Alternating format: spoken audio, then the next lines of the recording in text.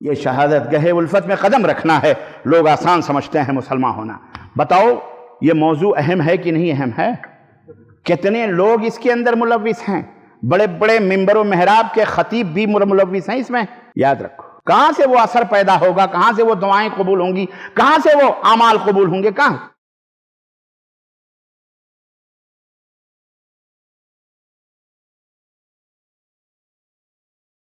ان الحمد للہ نحمده ونستعینه ونستغفره ونؤمن به ونتوکل علیہ ونعوذ باللہ من شرور انفسنا ومن سیئات اعمالنا من يهده الله فلا مضل له ومن يضلل فلا هادي له واشهد ان لا اله الا الله واشهد ان محمدا عبده ورسوله اما بعد فان خير الحديث كتاب الله وخير الهدي هدي محمد صلى الله عليه وسلم وشر الامور محدثاتها وكل محدثة بدعة وكل بدعة ضلالة وكل ضلالة في النار. قال تعالى في كلامه المجيد: يا أيها الذين آمنوا اتقوا الله حق تقاته ولا تموتن إلا وأنتم مسلمون. يا أيها الناس اتقوا ربكم الذي خلقكم من نفس واحدة وخلق منها زوجها وبث منهما رجالا كثيرا ونساء واتقوا الله الذي تساءلون به والأرحام إن الله كان عليكم رقيبا. يا أيها الذين آمنوا اتقوا الله وقولوا قولا سديدا يصلح لكم أعمالكم ويغفر لكم ذنوبكم ومن يطع الله ورسوله فقد فاز فوزا عظيما. اللهم صل على محمد وعلى آل محمد كما صليت على إبراهيم وعلى آل إبراهيم إنك حميد مجيد. اللهم بارك على محمد وعلى آل محمد كما باركت على إبراهيم وعلى آل إبراهيم إنك حميد مجيد. تمام قسم کی حمد و ثنا، کبریائی اور بڑائی اس اللہ عز و جل کے لیے لائق و زیبا ہے جس نے ہمیں اور آپ کو پیدا فرمایا، اور بیش بہا درود و سلام اس ذات مبارکہ مطہرہ پر جن کا نام نامی اسم گرامی احمد مجتبیٰ محمد مصطفیٰ صلی اللہ علیہ وسلم. برادران اسلام، نوجوان دوستوں، بزرگوں اور بھائیوں، آج بتاریخ 26 ربیع الثانی 1442 ہجری مطابق 11 دسمبر سن 2020 عیسوی کے اس خطبہ جمعہ میں ایک اہم اور سماج اور معاشرے سے جڑا ہوا سلگتا ہوا موضوع آپ حضرات کی خدمت میں لے کر کے حاضر ہوا ہوں. یہ ایسا موضوع ہے جس میں اچھے لوگ غافل ہیں اور غفلت برت رہے ہیں، اور جس کی ہلاکت اور تباہیوں اور جس کی بربادیوں کا انہیں ذرہ برابر بھی احساس نہیں ہو رہا. وہ بڑے سے بڑے علماء ہوں یا بڑے سے بڑے مالدار لوگ ہوں اور یا چھوٹے سے چھوٹے لوگ ہوں، الغرض ہر طبقے میں ہر جگہ یہ فساد، یہ مرض، یہ بیماری پائی جا رہی ہے، اور ہمارے اندر بھی یہ بیماری موجود ہے. آپ کو پتہ ہوگا دو چیزیں ہمارے معاشرے کے اندر مشہور ہیں کہ موت اور بٹوارہ. اس سے کبھی کوئی نہیں بچا ہوا ہے. سب کو موت آنی ہے اور سب کو کسی نہ کسی دن بٹوارہ کرنا ہی کرنا رہتا ہے. لیکن افسوس کی بات یہ ہوتی ہے اس مرنے والے پر جو موت سے اس طرح خوف زدہ رہتا ہے کہ وہ اچھے کام بھی نہیں کرتا، وہ جو ہے سیدھے راستے پہ بھی نہیں آتا، جبکہ اسے یقین ہے کہ ایک نہ ایک دن مرنا ہے. اس کے باوجود بھی وہ اپنی اصلاح نہیں کرتا، اپنی آخرت کی وہ فکر نہیں کرتا. ایسا آدمی بد نصیب ہے. اسی طرح سے بٹوارہ ایک ایسی چیز ہے جو اس سے کوئی نہیں بچا ہے. کوئی بھی خاندان، کوئی بھی رشتہ، کوئی بھی ناتا، کبھی کوئی بچا نہیں ہے. ہر گھر میں ہر جگہ بٹوارہ ہے. یہ فطری چیز ہے. اس کے باوجود بھی بعض خاندان، بعض گھر ایسے ہوتے ہیں کہ جب تک سر پھٹول نہ ہو جائے، جب تک لاٹھی نہ اٹھ جائے، جب تک دلوں میں دراڑیں نہ پیدا ہو جائیں، جھگڑے لڑائیاں نہ ہو جائیں، تب تک کہیں کوئی تقسیم، کہیں کوئی میراث یا وراثت کا بٹوارہ نہیں ہوتا ہے. آج میں نے اسی موضوع کو اپنے سماج سے اٹھایا ہے، اپنے معاشرے سے اٹھایا ہے، اور اس کے اصلاح کی میں بات کرنے کی کوشش کر رہا ہوں. آج سردست اس مختصر سے وقت میں بنیادی باتیں اس کے فائدے اور نقصان کے تعلق سے بیان کروں گا. اس کے بعد اگلے ہفتے انشاءاللہ تبارک و تعالی اللہ نے زندگی دی تو اس کی اور بھی تفصیلات آپ کی خدمت میں رکھوں گا، کیونکہ یہ ہمارے زندگی اور آخرت اور ہماری دنیا اور آخرت سے، اللہ کے حکم اور رسول کی تعلیمات سے جڑا ہوا مسئلہ ہے. ہمیں ضرورت ہے کہ ہم اس کو سمجھیں تاکہ ہمارے اعمال صحیح ہو جائیں، ہمارے کھانے پینے کے معاملات صحیح ہو جائیں، ہماری روزیاں صحیح ہو جائیں، ہمارا جسم صحیح ہو جائے، ہمارا معاشرہ صحیح ہو جائے، ہمارا سماج صحیح ہو جائے۔ آج اسی تعلق سے میں آپ حضرات کی خدمت میں چند گزارشات لے کر کے آیا ہوں۔ اللہ عز و جل سے دعا ہے کہ اللہ تبارک و تعالی اس موضوع کو اچھی طرح سے وضاحت کرنے کی اور ہمیں سمجھنے اور سمجھانے کی توفیق عطا فرمائے، اور کہنے اور سننے زیادہ اللہ ہمیں عمل کرنے کی توفیق عطا فرمائے، آمین یا رب العالمین۔ اسلام نے سارے معاملات کو جو اللہ سے اور بندوں سے جڑے ہوئے دنیا اور آخرت کے احکامات اور مسائل ہیں، بڑے کھلے طور پر اللہ تبارک و تعالیٰ نے بیان کر دیے ہیں، کہیں اشارے میں، کہیں اللہ کے رسول صلی اللہ علیہ وسلم کو حکم دیا اس کی شرح آپ فرما دیجئے، اور اللہ کے نبی نے اس کی کھول کر کے خوب شرح بیان فرمائی۔ وراثت کے بٹوارے کے تعلق سے، اس کے تقسیم کے تعلق سے میں آپ کو بتاؤں، جتنی تفصیل کے ساتھ اللہ تبارک و تعالیٰ نے اس مسئلے کو قرآن کریم میں رکھا ہے اور بیان فرمایا ہے، اتنی تفصیل سے تو نماز کو بھی بیان نہیں فرمایا گیا ہے۔ میں آپ کو بتا رہا ہوں وَأَقِيمُوا الصَّلَاةَ وَآتُوا الزَّكَاةَ کا حکم ضرور موجود ہے قرآن کے اندر کہ نماز قائم کرو اور زکوٰۃ ادا کرو، لیکن یہ نہیں بتایا گیا کہ کتنے وقت کی نماز تم کو پڑھنی ہے، کیسے پڑھنی ہے، رکوع کب کرنا ہے، سجدہ کب کرنے، کتنے رکوع ہیں، کتنے سجدے ہیں، کیا یہ سب کی کوئی تفصیل قرآن کریم کے اندر موجود نہیں ہے۔ اس کی تفصیل پیغمبر اسلام حضرت محمد الرسول اللہ صلی اللہ علیہ وسلم نے فرما دی ہے۔ زکوٰۃ نکالو، کن کن چیزوں میں زکوٰۃ نکالیں، کیسے نکالیں، کتنا نکالیں، کب نکالیں، یہ تمام تفصیلات آپ کو قرآن کے اندر نہیں ملیں گی، لیکن اس کی تفصیل آپ کو احادیث مصطفیٰ صلی اللہ علیہ وسلم کے اندر وضاحت کے ساتھ ملے گی۔ لیکن وراثت کا قانون، وراثت کا نظام، وراثت کا سسٹم، میراث کا جو نظام ہے، اللہ تعالیٰ نے بڑی تفصیل کے ساتھ قرآن کریم میں بیان فرما دیا۔ حصے مقرر کیے، بیوی کا کتنا حصہ ہے، ماں کا کتنا حصہ ہے، دادی کا کتنا حصہ ہے، دادے کا کتنا حصہ ہے، بیٹے کا کتنا حصہ ہے، بیٹیوں کا کتنا حصہ ہے، بہنوں کا کتنا حصہ ہے، مرد کا کتنا حصہ ہے، بھائی کا کتنا حصہ، پوری تفصیلات الحمدللہ۔ اسی لیے اللہ کے رسول صلی اللہ علیہ وسلم نے فرمایا کہ میراث کا علم آدھا دین ہے، آدھا دین۔ جس نے میراث کے علم کو حاصل کر لیا وہ اس نے گویا آدھے دین کو حاصل کر لیا۔ اللہ تعالی ہمیں سیکھنے اور سکھلانے اور اس کے مطابق عمل کرنے کی توفیق عطا فرمائے، آمین یا رب العالمین۔ برادران اسلام، لیکن افسوس کا مقام یہ ہے کہ کہیں اس کے اندر افراط کیا جاتا، افراط مطلب بہت زیادہ غلو کیا جاتا ہے، اور تفریط کہیں اس کے اندر بہت ہی کمی کی جاتی ہے۔ کہیں عورتوں اور بچوں کو تو حصے تک نہیں دیے جاتے، کہیں نہیں دیا، اکثر و بیشتر ہمارے سماج میں یہ عورت، یہ وجہ کیا ہے؟ اس کی وجہ یہی ہے کہ یہودیانہ کافرانہ سسٹموں میں جڑے ہونے کی وجہ سے، نصارہ کی سسٹموں میں جڑے ہونے کی وجہ سے ہم تو جو ہے کیا کہتے ہیں، ہم ان کے حقوق کو بھول جاتے ہیں۔ کمزور جو طبقہ ہے اس کے حصے کو ہم من و سلوہ سمجھ کر کے ہڑپ کر جاتے ہیں، استغفر اللہ۔ اسلام نے بڑی تفصیل کے ساتھ اس چیز کو واضح اور دو ٹوک کے اندر بیان کیا ہے کہ مال کی تقسیم کیسے ہونی چاہیے۔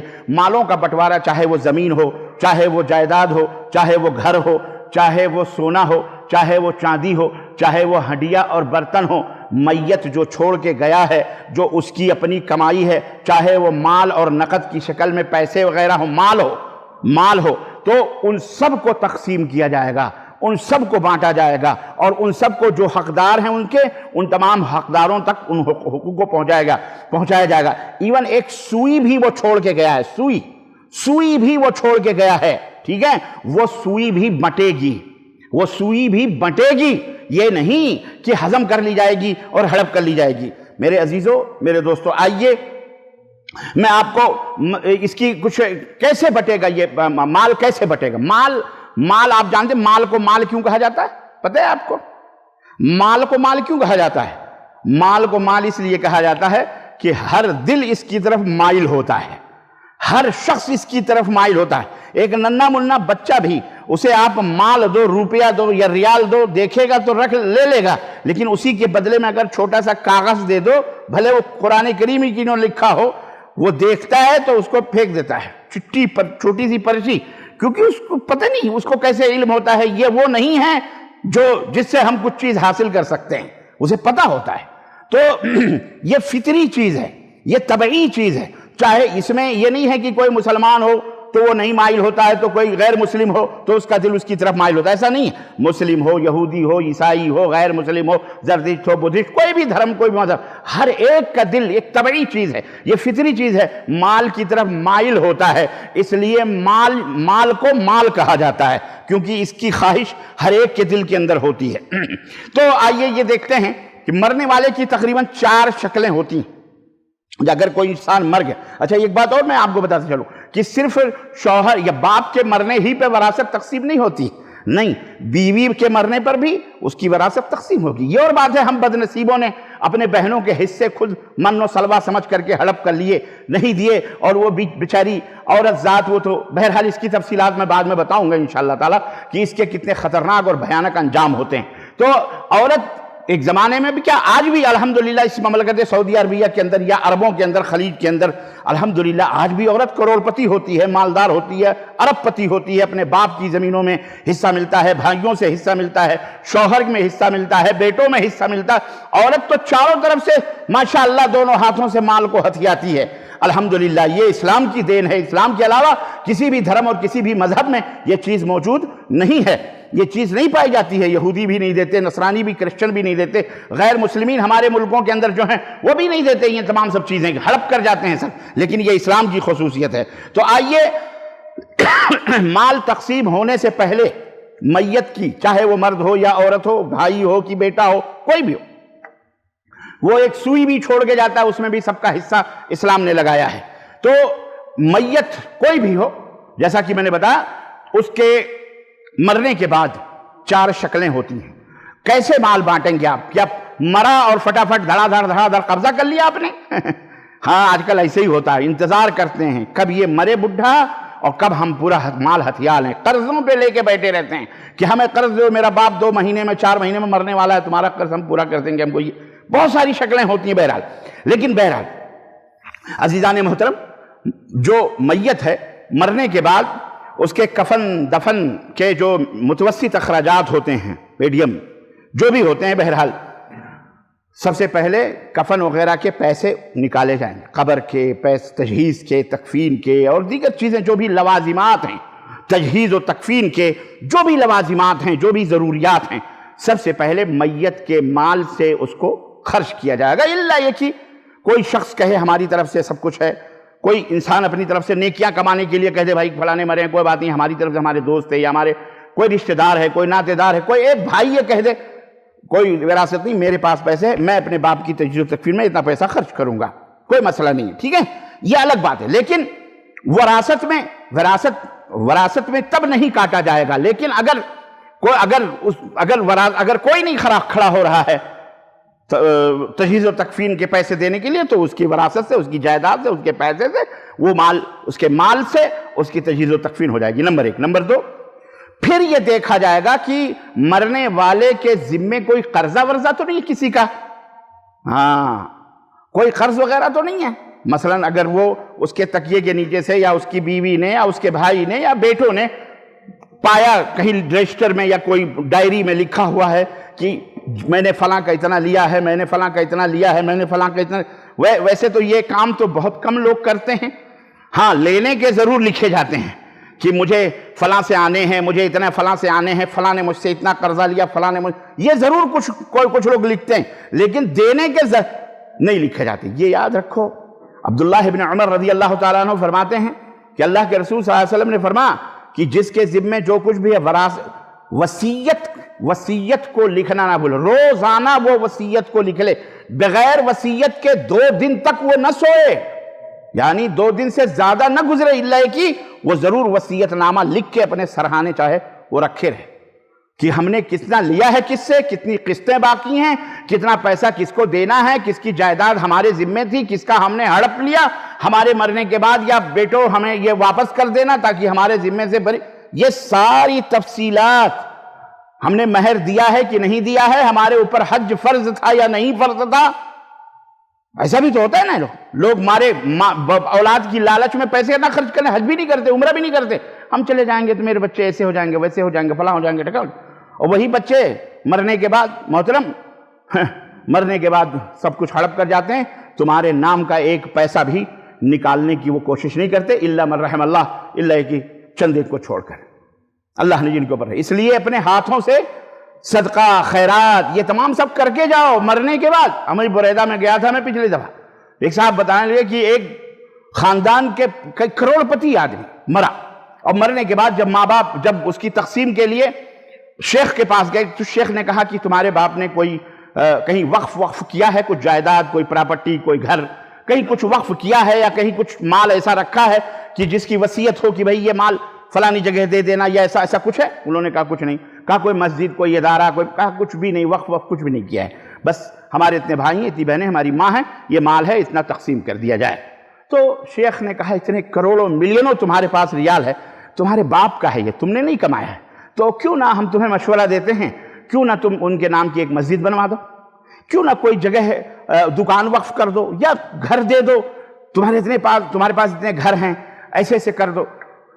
بیٹوں نے کہا کہ آپ میرا مال باپ کا تقسیم کر کے یہ تمام سب بانٹ دیجئے، ہمیں آپ کے مشورے کی ضرورت نہیں، ہمیں آپ کے مشورے کی ضرورت نہیں ہے، ہمارے خود بھائی بہن اور ماں زیادہ ہیں، ہمیں ضرورت ہے پیسے کی، اس لیے اس کو تقسیم کر دیں. واللہ شیخ نے کہا اللہ کی قسم مرنے والا مستحق تھا اس جرم کا، اس گناہ کا جو وہ کر کے مرا ہے. تمہاری جیسے نالائق اولاد چھوڑ کے مرا ہے. تمہارا مال نہیں، تمہاری جائیداد نہیں، لیکن تم اپنے ماں باپ کے لیے اتنا بھی نہیں کر سکتے، جنہوں نے ملینوں تمہارے لیے چھوڑا، لیکن وہ ان کو توفیق نہیں ہوئی کہ وہ ادارہ بنا دیں، کوئی مسجد بنا دیں، کوئی خیر کا کام کر دیں، کوئی صدقہ جاریہ کر جائیں اپنی زندگی میں، تاکہ مرنے کے بعد کم از کم ان کو اجر و ثواب ملے. تو وہ زیادہ مستحق تھے اس گناہ کے اور اس جرم کے کہ تمہارے جیسے نالائق اولاد چھوڑ دیں. اللہ یہ دیکھیں آپ. اور ہم نے وہی شیخ اس نے ایک واقعہ اور بتایا، کسی سعودی عرب کے اندر ایک شخص تھے بیچارے، انتقال ہوا ان کا. مرنے لگے تو انہوں نے اپنے بچوں سے کہا بیٹا میں ایک تاجر آدمی تھا، میں باہر جاتا تھا، آج میں تمہیں ایک راز کی بات بتاتا ہوں، اور وہ یہ ہے کہ تمہاری ایک ماں اور بھی ہے جو میں نے سعودی میں نہیں شادی کری بلکہ میں نے فلپائن میں شادی کری ہے، اور تمہارے وہاں بھائی بھی ہیں، بہنیں بھی ہیں اس عورت سے. اس لیے یہ مرنے کے بعد میری یہ وصیت ہے کہ میری جائیداد میں جس طرح تمہارے حصے لگیں گے، بھلے وہ فلپائن میں ہے اس کے بھی حصے لگیں گے. وہ نو مسلمہ تھی، اللہ نے ہمارے ہاتھوں پہ اسے کلمہ پڑھایا تھا، میں وہاں تجارت کرنے جاتا تھا، اور وہ الحمدللہ میں نے اس کو اپنے بیوی بنایا، وہاں میں رہتا تھا. آج میں تم کو یہ بات بتا رہا ہوں. خیر اللہ خیر صلی اللہ، وہ انتقال کر گئے، اللہ بچوں کو جزائے خیر دے. انہوں نے مال برابر تقسیم کیا، اور اتنا مال لے کر کے وہ فلپائن بڑا بیٹا فلپائن گیا، اور گھر کے ایڈریس پر باپ نے جو ایڈریس بتایا تھا اس ایڈریس پہنچا تو ایک لکڑیوں کا یا ایسے ہی چھوٹا موٹا کٹیے کی طرح سے گھر تھا، جیسے وہاں چھوٹے چھوٹے ہمارے ملکوں میں گھر ہوتے ہیں، ایسے گھر تھا. اس میں باہر چند بچے کھیل رہے تھے. گیا وہاں دیکھا تو ایک عورت بیٹھی تھی، سلام کیا تو بتایا کہ میں فلاں جگہ سے آیا ہوں، اور ایسا میرے باپ نے ایسا کیا ہے، اور والد کا میرے انتقال ہو گیا. تو وہ بیچاری ظاہر ہے اس کو کیا پتا تھا، وہ رونے لگی، اور رو دھو کر کے بہرحال صبر دیا، صبر کی تسلی دی، اور جتنا مال لاکھوں لے کے جو گیا تھا بیٹا، اس کو کہا میرے باپ نے یہ چھوڑا تھا، اور یہ تمہارا حصہ، باپ نے کہا تھا لگانا، تو جیسے ہم لوگوں نے اپنا حصہ لیا، ایسے آپ کا بھی یہ حصہ ہے، یا آپ اسے رکھو، آپ اپنی زندگی گزارو. اور یہ تمام سب کہہ کر کے وہ چلا ہے. کچھ دنوں کے بعد، سال دو سال کے بعد سوچا اس نے، گھر والوں نے سوچا کہ اس کی خبر لو، وہاں بھائی بھی ہیں، بہن بھی ہیں، وہ آخر ہمارے باپ کی اولاد ہیں، کہاں ہیں، کیسے ہیں، کس حالت میں. بیٹا پھر گیا، بڑا بیٹا، اور بڑا بیٹا جب وہاں گیا تو دیکھا کہ وہی گھر ہے، وہی جگہ ہے، کچھ نہیں تبدیلی ہوئی، وہ عورت اندر ہی ہے. تو اس نے سلام دعا کیا، بتایا، کہا میں اتنا پیسہ دے کے گیا تھا، تم نے کچھ کیا نہیں، کیا ہوا سب پیسہ، کیا کیا تم نے. تو اس عورت نے اس کا ہاتھ پکڑا اور تھوڑی دور گھر کے پاس لے کے گئی تو دیکھا ایک عالی شان مسجد بنی ہوئی ہے، اور اس کے بغل میں مدرسے، سینکڑوں بچے اس میں قرآن پڑھ رہے ہیں، اور مدرس تعلیم دے رہا ہے. کہا تم جو پیسے دے کے گئے تھے میرے شوہر کے تھے، میں نے یہ ان کے نام سے مسجد بنوائی، ان کی طرف سے وقف کر دیا.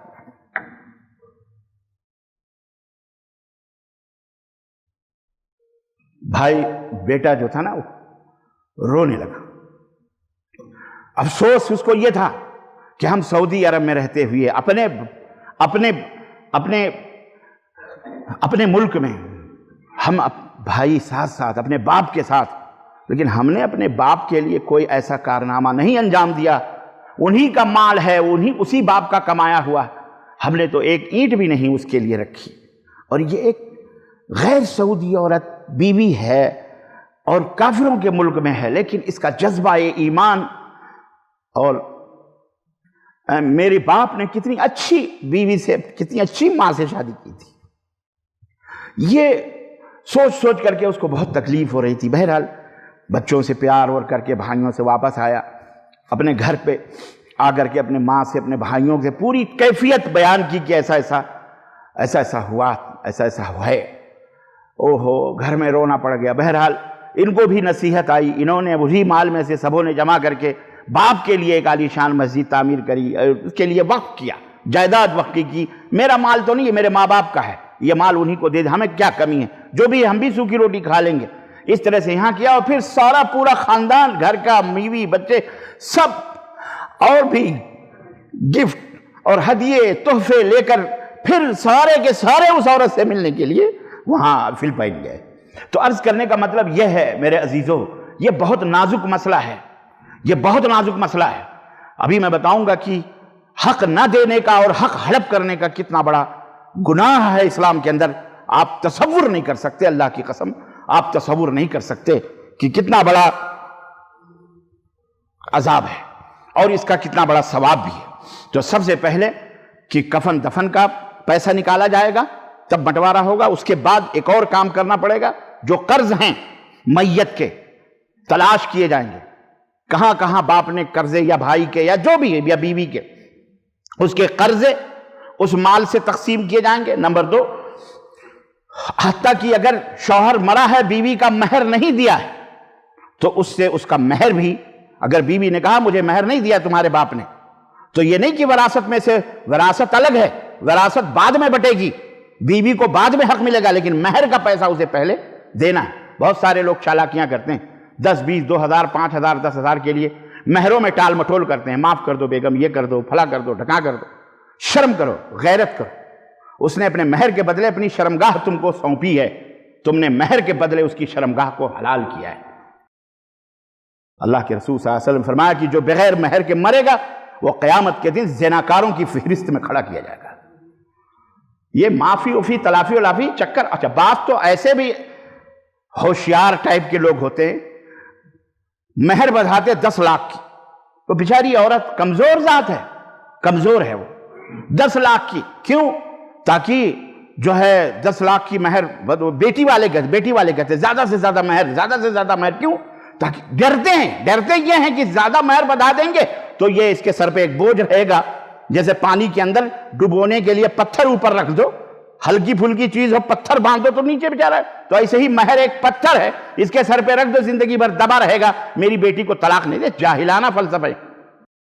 اسی لیے شادیاں مہنگی ہو کر کے زناکاریاں آسان ہو گئیں ہمارے سماج اور معاشرے کے اندر۔ مہر اور اخراجات کم کرو، بچیوں کی شادیاں آسانی سے کرو، تو ابھی دیکھو کس طرح سے زناکاریاں بدکاریاں ختم ہو جائیں گی۔ تو خیر اس طرح سے تو بعض لوگ زیادہ مہر اسی لیے بے بدھاتے ہیں کہ تاکہ یہ ہم طلاق نہ دیں۔ عورت یہ سوچتی ہے کہ اگر اس نے لیتی بھی نہیں مہر جلدی، معاف بیچاری کر دیتی ہے۔ بعض شریر اور بدماش نوجوان تو ایسے بھی ہیں، سنا ہم نے، اللہ بہتر جانے کس نے کیا ہوگا، کمرے میں گھستے ہی چارپائی پہ بیٹھنے سے پہلے میرا مہر معاف کر دو، تو میں چارپائی میں بیٹھوں گا، تب میں گھونگھٹ اٹھاؤں گا، تب میں تم سے بات کر بھی رہا ہے۔ تب ایسے بھی نالائق قسم کے لوگ ہوتے ہیں، بے غیرتی کی حدیں ہی ہیں۔ ارے بھائی، مہر تو ایک تو فوراً دے دینا چاہیے، کیش دے دو یا زیور کی شکل میں دے دو یا پراپرٹی کی شکل میں دے دو یا کھیت کی شکل میں دے دو، دکان کی شکل میں دے دو، کچھ بھی شکل میں دے دو، تاکہ ضمانت ہو یہ، ٹھیک ہے؟ نہیں تو آج نہیں تو کل مہر معجل ہے، ایک تاجیل جلدی کرو، ایک مہر معجل ہے تاخیر سے، ایسا بھی کر سکتے الغرض، لیکن بغیر مہر کے تمہارے لیے اگر نہیں دیا ہے تو ابھی سے، یا تو بعض لوگ سوال پوچھتے ہیں کہ حضرت ایسا ہے کہ میں حج کرنے جا رہا ہوں، عمرہ کرنے جا رہا ہوں، لیکن بیوی کا مہر میں نے نہیں دیا ہے، تو میرا حج ہو سکتا ہے کہ نہیں ہو سکتا ہے؟ سوچو، لاکھوں روپے حج میں خرچ کر رہا ہے، سینکڑوں ہزاروں روپے کا مہر ہوگا، وہ دیتے ہوئے اس کا کلیجہ پھٹتا ہے۔ ایسے لوگوں کا واقعی یہی انجام ہونا چاہیے کہ قیامت کے دن وہ زناکاروں میں ہوں۔ تو اس لیے مہر اگرچہ وہ اس نے معاف کر دیا ہے، وہ بات الگ ہے۔ اگر بیوی کہتی ہے نہیں ہم نے معاف کر دیا، ہم کو نہیں چاہیے، وہ بات الگ ہے۔ لیکن اگر وہ کہہ رہی ہے نہیں تمہارے باپ نے مجھے مہر نہیں دیا اور اتنی مہر ہے، تو اس کا مہر بھی اس میں سے نکالا جائے گا، اور مہر نکالنے کے بعد میں تقسیم ہوں گی۔ پھر تیسری اور چیز، تو ایک چیز ہو گئی کفن دفن کا پیسہ نکالا جائے گا، نمبر 2 قرضے وغیرہ، چاہے اس قرضے میں اس کی پوری پراپرٹی کیوں نہ ختم ہو جائے، یہ بات یاد رکھو، پوری پراپرٹی کیوں نہ بک جائے، لیکن قرض پہلے ادا ہوگا، قرض پہلے ادا ہوگا۔ نمبر 3 اس کی وصیت، اس نے وصیت کری، اور وصیت کرنے کا طریقہ یہ ہے کہ 1/3 آپ وصیت کر سکتے ہیں، بس 1/3، اس سے زیادہ وصیت اگر کریں گے کہ میرا آدھا مال فلانے ادارے کو وقف ہے، آدھا مال فلانے، وہ نہیں نافذ العمل ہوگا، وہ نہیں عمل کیا جائے گا، بلکہ 1/3 1/3 3 روپے ہیں یا 3000 ہیں، 1000 فلانے کو دے دینا یا فلانے غریبوں میں بانٹ دینا، 2 تم ہم لوگوں کا، اتنے پہ عمل ہوگا، اتنا اس کی وصیت چلے گی، اس سے زیادہ کی وصیت نہیں چل سکتی۔ یہ بات بھی اچھی طرح سے یاد رکھیں تاکہ کبھی جوش عبادت میں اور بندگی میں مرتے وقت زندگی بھر تو کچھ نہ کیا، لیکن جیسے ہی حلق میں سانس اٹکی ویسے ہی آپ کو یاد آئی آخرت، تو آپ نے کہہ دیا یہ پورا مال فلانے مسجد کے لیے وقف ہے یا فلانے کے لیے وقف، وہ نہیں قابل قبول ہوگا۔ بات سمجھ میں آئی کہ نہیں آئی؟ ہاں، زندگی بھر تو سائنس کر کے بخیل بنے رہے، بخیل هو الزاہد بہروبر بہشتی نباشت بحکم خبر، بخیل کتنا بڑا زاہد ہو جائے، سمندر و آسمان کے برابر زاہد ہو جائے، اگر بخیلی کرتا ہے وہ جنت میں نہیں جائے گا، یاد رکھو۔ تو بخیل نہ بنو، سخی بنو۔ تو عزیزان گرامی، یہ تیسری چیز ہے۔ اور چوتھی چیز، وصیت پوری کرنے کے بعد، قرضہ چکانے کے بعد، تجہیز و تکفین ختم، اس کے بعد جو مال باقی بچے گا، اب وہ شریعت کے حساب سے بیوی کو بھی، اگر شوہر مرا ہے، بیٹوں کو بھی، بیٹیوں کو بھی، اور دیگر جو اور بھی لوازمات ہیں، بہرحال بلا کسی تاخیر کے اس کو تقسیم کر دیا جائے، تاخیر نہ کیا جائے۔ کوئی بھائی یہ کہے ابھی تو باپ کی خبر بھی نہیں ٹھنڈی ہوئی یا مٹی بھی نہیں سوکھی، اور تم لوگ جو ہے، بعض لوگ ایسے بڑی محبت کا وہ کرتے ہیں، ہاں چور ہوتے ہیں، یہ منافق ہوتے ہیں، دلوں میں ان کے وہ ہوتا ہے بٹوارے کا، لیکن چوری کر، وہ صرف ظاہری محبت کر، زندگی میں کچھ نہیں کرا اس نے، مرنے کے بعد بڑی محبت ماں باپ کی آتی ہے اس کو۔ اس لیے یہ تمام سب اسلام کا یہ حکم ہے، اسلام کا یہ سسٹم ہے، اسلام کا یہ نظام ہے۔ جو اس نظام کو فالو کرے گا اللہ اس سے خوش ہوگا، اور جو اس نظام میں تاخیر کرے گا یا نہیں کرے گا اللہ تعالیٰ کی مار اور دھتکار اس کے اوپر ہوئی۔ قرآن کے بتانے کے مطابق میراث کو تقسیم کیا جائے گا، میراث کو جیسا قرآن، یہ نہیں کہ اپنی مرضی سے لو بہن تم کو میں نے 2 لاکھ دے دیے، لو بہن تم کو میں نے یہ کر دیا، لو بہن ہم نے تم کو یہ کر دیا، نہیں، جیسا 1 پیسہ نہ 1 لاکھ، 1 پیسہ ہے اس کا حق تو 1 پیسہ ظاہر کر کے بتا یہ تیرا 1 پیسہ ہے، 1 روپیہ، یا 10 کروڑ ہے تو یہ تیرا 10 کروڑ ہے۔ کچھ لوگ یہ سوچتے ہیں کہ ہم نے تو شادی بیاہ کر دیا اور یہ کر دیا وہ کر دیا، بہرحال یہ تفصیلات میں لاؤں گا اگلے خطبے میں، اس کا کیا حکم ہے۔ بہرحال یہ اللہ رب العزت نے فرمایا کہ قرآن کے مطابق وارثین کے ورثہ کو تقسیم کیا جائے، ورنہ کیا ہوگا، وَمَن يَعْصِ اللَّهَ وَرَسُولَهُ وَيَتَعَدَّ حُدُودَهُ يُدْخِلُهُ نَارًا خَالِدًا فِيهَا وَلَهُ عَذَابٌ مُّهِينٌ۔ اللہ نے فرمایا اگر اس سسٹم کو، اس نظام کو، اس قانون وراثت کو، اس بٹوارے کے نظام اور سسٹم کو اگر تم نے فالو نہیں کیا، اللہ اس کے رسول کے یہ حدود ہیں، اگر تم نے اس باؤنڈری کو کراس کیا، تجاوز کیا اس حدود سے، تو اللہ فرماتا ہے ہم اسے جہنم میں، دوزخ میں داخل کریں گے، اور پھر وہ ہمیشہ اس میں ذلیل و خوار ہو کر کے اللہ کے عذاب کا مزہ چکھے گا۔ اللہ ہمیں جہنم سے بچائے۔ سورہ نساء آیت نمبر 14۔ اسی طرح عن سعید ابن زید رضی اللہ تعالی عنہ قال قال رسول اللہ صلی اللہ علیہ وسلم من اخذ شبرا من الارض ظلما فانه يطوقه يوم القیامة من 7 ارضین، رواہ البخاری، کہ حضرت سعید بن زید کہتے ہیں، یہ عشرہ مبشرہ میں سے ہیں، عشرہ مبشرہ جانتے ہو، 10 وہ صحابی جن کو اللہ کے نبی صلی اللہ علیہ وسلم زندگی کے اندر ہی جنت کی خوشخبری سنائی تھی، ان میں سے ایک عورت نے مروان ابن حکم کہ رحمہ اللہ کے زمانے میں ان کے اوپر کیس کیا کہ سعید بن زید نے میری فلانی زمین غصب کر لی ہے، تو مروان بن حکم نے صحابی رسول کو بلایا اور کہا آپ کے اوپر یہ کیس ہے، اس عروہ نام تھا اس عورت کا، اس نے یہ کیس کیا ہے، اب بتاؤ کیا آپ کا کہنا ہے، آپ نے زمین لی ہے اس کی؟ تو حضرت سعید نے کہا بھلا میں وہ زمین کیسے لے سکتا ہوں، کیسے کسی کی زمین میں غصب کر سکتا ہوں، جبکہ مجھے خود رسول اللہ صلی اللہ علیہ وسلم نے یہ حدیث بیان فرمائی تھی اور ایسی بات بیان فرمائی تھی، اس سننے کے بعد میں کیسے کسی کی زمین غصب کر سکتا ہوں؟ تو مروان ابن حکم نے کہا کہ وہ کون سی حدیث ہے جسے آپ نے نبی صلی اللہ علیہ وسلم سے سنا ہے؟ تو انہوں نے یہ حدیث بیان فرمائی کہ اللہ کے رسول صلی اللہ علیہ وسلم نے فرمایا کہ اگر جس شخص نے ظلم کرتے ہوئے کسی شخص کی ایک بالشت زمین بھی، ایک بالشت زمین بھی ظلمن لے لی ہے، تو قیامت کے دن 7 زمینوں کا طوق اس کے گلے میں پہنایا جائے گا اور اللہ کے دربار میں حاضر ہوگا۔ لینڈ مافیا، گرینڈ مافیا، فلانے مافیا اور فلانے منسٹر، فلانے وزیر، فلانے مسلمان، فلانے داڑھی اور ٹوپی اور پگڑی و امامے، فلانے غریب النواز اور فلانے خواجہ اور فلانے غوث المدد، فلانے بڑے عجوبے ہمارے ملکوں میں نظر آئیں گے، ہے کہ نہیں؟ اور کام کیا کرتے ہیں معلوم ہے؟ لیٹیکیشنوں کا کام، ادھر سے ادھر زمینوں کو پھنسانے کا، گنڈے ہیں، 4 5 10 گنڈے پالے ہوئے ہیں، غریبوں کا مال ادھر سے بھی کھاتا خبیث، ادھر سے بھی۔ یہ کون ہے؟ یہ یہودی نہیں ہے، نصرانی نہیں ہے، یہ کوئی غیر مسلم نہیں ہے، ہاں یہ کوئی فلانی پارٹی، ڈھکانی پارٹی، RSS جیسے چلاتی، یہ سب نہیں ہے، یہ ٹناٹن مسلم پارٹی، جی جناب۔ یہ کرتے ہیں درگاہوں کے، مزاروں کے سیکریٹری صدر، جن کے پرے پسے پوش ہم نے کروائے ہیں، ہماری زمینیں غصب کی گئی، ہماری جائیداد، اور درگاہوں کے مجاوروں نے کھائی ہیں۔ قیامت کے دن پکڑیں گے ہم انشاءاللہ تعالی، چھوڑنا نہیں، معاف نہیں کرنا ایسے لوگوں کو۔ یہ ظلم سے زمینیں غصب کرتے ہیں، کھاتے ہیں ایک دوسرے، ایک انچ ایک بال، پوری پلاٹیں حذف کر دیتے ہیں، مرلے کے مرنے، کلان کے کلان حذف، اور بڑے وزیر اعظم بنے گھوم رہے، بڑا سیکریٹری بڑے بھائی معصوم بنے ہوئے۔ اللہ کی لعنت ہو ایسے خبیثوں پر، یہ مر جائیں گے قیام۔ ایک بالشت کا جب یہ حال ہے، اور سنو حضرت انس بن مالک رضی اللہ تعالیٰ عنہ سے مروی، قال رسول اللہ صلی اللہ علیہ وسلم من فر من میراث وارثه قطع اللہ میراثه من الجنت یوم القیامہ، رواہ البخاری۔ امام بخاری کی حدیث کہ اللہ کے رسول صلی اللہ علیہ وسلم فرمایا کہ جو کسی کی میراث میں سے کوئی کھا لے، میراث بھائی بہن کا حق کھا لے، نہ دے، بھاگے، اس سے فرار اختیار کرے، اللہ تعالیٰ جنت کے میراث سے اسے محروم کر دے گا۔ سوچ لو، معمولی چیز نہیں ہے۔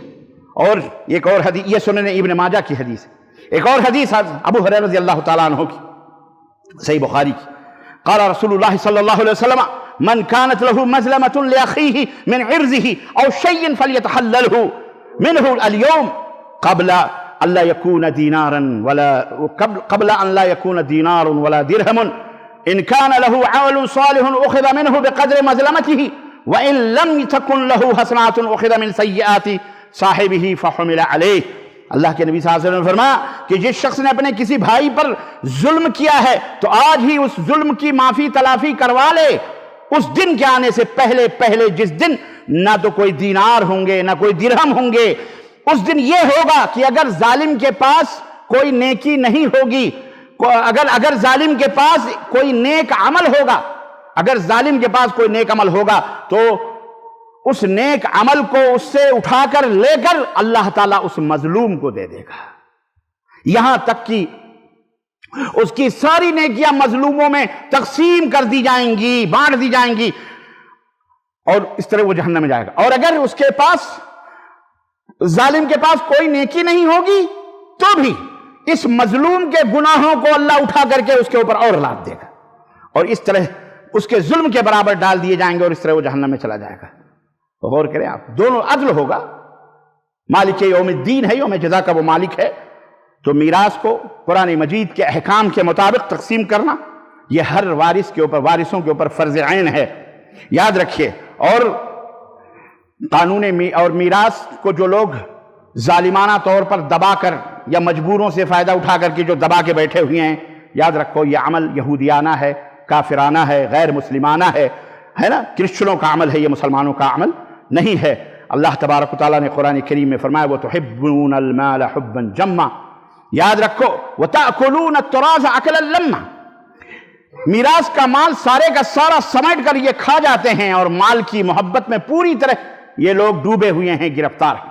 سورہ الفجر آیت نمبر 19 اور 20۔ تو یہ کافروں کی علامت ہے، یہ کافروں کی نشانی ہے کہ مال دولت لوگوں کا ہڑپ کر جانا، کھا جانا، یہ مسلمان کی علامت کیا نہیں ہے۔ اور ایک بات اور مسئلے کی وضاحت کرتا چلوں کہ اگر باپ کے ساتھ کوئی بیٹا بزنس کرتا تھا، تجارت کرتا تھا، یا مال و دولت، یا جو ہے کیا کہتے ہیں بیٹا ساتھ ساتھ رہتا تھا، تو یاد رکھو کہ وہ تمام میراث کا تنہا مالک نہیں ہو سکتا، الا یہ کہ باپ نے اسے اپنی زندگی میں اگر کچھ دے دیا ہے، اس کی محنت یا اس کی تنخواہ یا حق الخدمہ وغیرہ باپ نے دے دیا تو وہ کوئی بات نہیں، لیکن یہ کہے کہ میں باپ کے ساتھ شریک تھا اس لیے میرا آدھا ہوگا، ایسا نہیں ہوگا۔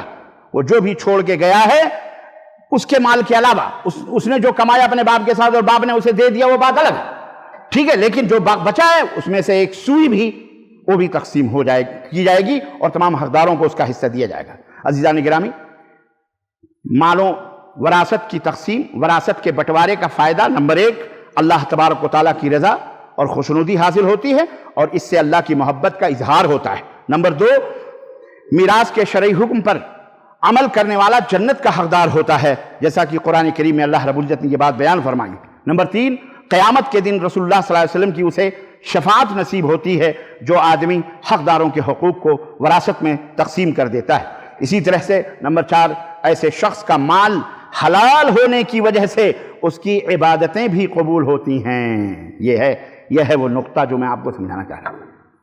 مال اگر حرام کا تم نے کسی کا بھی ہڑپا ہے، ایک دانہ بھی، تو یاد رکھو تمہاری عبادتیں تمہارے منہ پہ مار دی جائیں گی۔ سوچ لو آپ، کسی کا بھی، بھائی کا، بہن کا، کسی بھی مسلمان کا، میراثی کا نہیں، غیر میراث کا بھی، یاد رکھو۔ اور اسی طرح سے اللہ کے رسول صلی اللہ علیہ وسلم نے فرمایا اگر کسی نے کسی کی بکری چوری کی ہوگی 7 زمینوں کا توق تو پنایا جائے گا، اگر وہ زمین کا وہ کیا ہوگا، اونٹ چورایا ہوگا، بکری چوری ہوئی ہوگی۔ اللہ کے نبی فرماتے ہیں اونٹ ڈکارتے ہوئے بڑبڑاتے ہوئے کندھوں پہ لاد کے لائے گا، گائے چوری کی ہوئی گائے بھی ڈکارتے ہوئے لائے گا، بکری چوری کی ہوئی بکری ممیاتے ہوئے اس کے گردن پہ ہوگی اور اللہ کے سامنے کھڑا کیا جائے گا۔ یہ شہادت گہے الفت میں قدم رکھنا ہے۔ لوگ آسان سمجھتے ہیں مسلمان ہونا۔ بتاؤ یہ موضوع اہم ہے کہ نہیں اہم ہے؟ کتنے لوگ اس کے اندر ملوث ہیں؟ بڑے بڑے ممبر و محراب کے خطیب بھی ملوث ہیں اس میں۔ یاد رکھو کہاں سے وہ اثر پیدا ہوگا، کہاں سے وہ دعائیں قبول ہوں گی، کہاں سے وہ اعمال قبول ہوں گے؟ کہاں ہڑپ کرا ہوا ہے سب کا مال۔ تو یہ نہ سوچو کوئی ہڑپ کر لے آپ کا مال تو وہ بڑی آسان، نہ آپ کو تو اس کا ثواب اللہ دے گا ہی۔ جو ظالم ہے وہ ظالم کے اوپر اللہ تبارک و تعالیٰ تمہارے گناہوں کا کفارہ بن جائے گا وہ تو ایک دن۔ اللہ تعالیٰ ہم سب کو حلال کھانے کی توفیق عطا فرمائے۔ اور میراث سے جو تقسیم نہیں کرتے، 2-3 باتیں میں ان کی بھی بتا دوں کہ جو لوگ میراث نہیں تقسیم کرتے اس کا کتنا بڑا گناہ ہے۔ اس کا یہ ہے کہ جو تقسیم سنت کے، قرآن و سنت کے مطابق نہیں کرتے، کسی کا حق مارتے ہیں، وہ یہود اور نصارہ اور غیر مسلموں کے طریقے پر عمل کر رہے ہیں، نمبر 1۔ نمبر 2 میراث کا شرعی طور پر تقسیم نہ کرنا یہ اللہ تعالیٰ کی غضب اور اللہ تعالیٰ کے عتاب کا سبب ہے اور رسول اللہ صلی اللہ علیہ وسلم کی نافرمانی کا سبب ہے، اور یہ صراحتاً یہ فسق ہے، فاسق ہے ایسا آدمی جو مسلسل اپنے حقداروں کے حقوق کو ہڑپ کر کے کھا رہا ہے اور اس پر اصرار کر اگر توبہ نہ کرا تو وہ کبیرہ گناہوں کا مرتکب ہوگا، اللہ تعالیٰ سے بغاوت کا مرتکب ہوگا۔ اسی طرح سے نمبر 3 میراث کے حقداروں کا جو وارثین ہیں، وارثین کے جو ہیں ان کا مال کھایا جانا کسی ایک وارث کی طرف سے، تمام میراث پر قبضہ کر لینا۔ بھائی ہے، کوئی بھی بڑا بہن ہے، پورے میراث کو اپنے ہاتھ میں لے لیا، بھائی چھوٹے چھوٹے ہیں، نہیں دے رہی ہے وہ یا نہیں دے رہا ہے، ٹھیک ہے، یہ بہت بڑا ظلم ہے۔ اگر دنیا میں اس نے ادا نہیں کیا تو آخرت میں اس کو دینا پڑے گا۔ اسی طرح ایسا مال جس میں میراث کا مال شامل ہو، اس سے خیرات کرنا، صدقات کرنا، نوافل ادا کرنا یا حج کرنا یا عمرے کرنا، یہ تمام سب کسی کا اجر و ثواب اسے میسر نہیں آئے گا۔ ہاں حاجی صاحب ہیں وہ ہمیشہ حج ہی کر رہے ہیں ہر سال، کس کا مال ہے؟ وراثت کا مال ہے، ان کا مال ہے، گھٹیا آیا ہوا ہے، فلاں کا کرایہ آ رہا ہے، فلاں سے آ رہا ہے، فلاں کی دکان ہے، یہ تمام تو اس کا ایسا حج وج بھی نہیں قبول ہوتا، یاد رکھیں اللہ۔ اسی طرح جو لوگ میراث کا مال کھا جاتے ہیں اللہ ان کی دعائیں بھی قبول نہیں فرماتا ہے، یہ بھی عذاب ہے اللہ تبارک۔ نمبر 4 مستحقین کو ان کا حق نہ دینے والا وہ بندوں کے حقوق ضائع کرنے کا مجرم ہے، اور بندوں کے حقوق جو ضائع کرتا ہے بہرحال اس کا ٹھکانہ تو جہنم ہے۔